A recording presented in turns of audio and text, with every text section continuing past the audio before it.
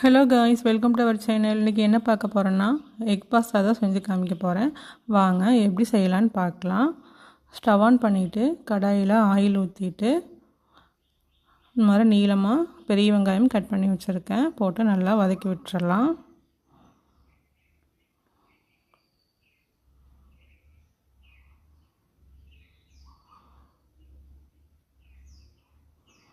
வெங்காயம் நல்லா வணங்கினதும் ரெண்டு ஸ்பூன் இஞ்சி பூண்டு பேஸ்ட் போட்டு இதையும் நல்லா வணக்கி விடுங்க. நல்லா இந்த பச்சை வாசனை போகிற வரைக்கும் நல்லா வணக்கி விட்டுட்டு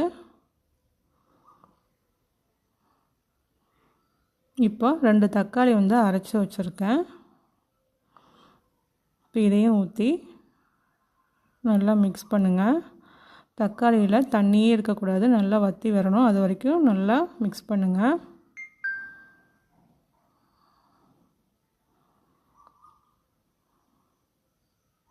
பாருங்கள், நல்லா வற்றி வந்துருச்சு. இப்போ இதுக்கு தேவையான அளவு உப்பு, 2 ஸ்பூன் ஆயில் ஊற்றிக்கலாம்.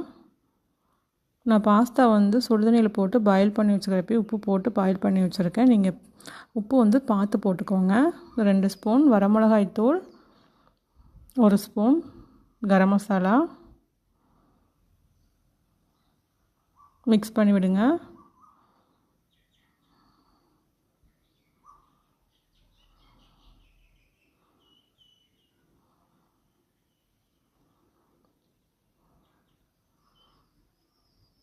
இப்போ 4 முட்டையை உடச்சி இந்த மாதிரி எடுத்து வச்சுருக்கேன். அதையும் போட்டு நல்லா மிக்ஸ் பண்ணுங்கள்.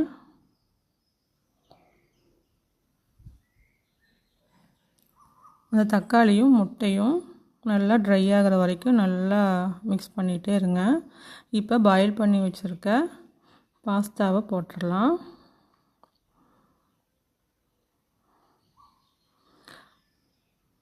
இந்த முட்டை மிக்ஸும் இந்த பாஸ்தாவும் நல்லா மிக்ஸ் ஆகி வரணும், எல்லாம் ஒன்று சேர்ந்து வரணும்.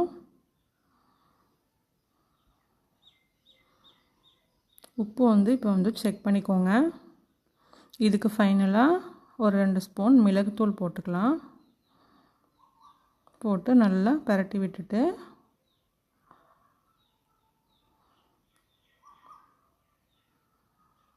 அவ்வளோதாங்க. இப்போ எக் பாஸ்தா ரெடி ஆயிடுச்சு.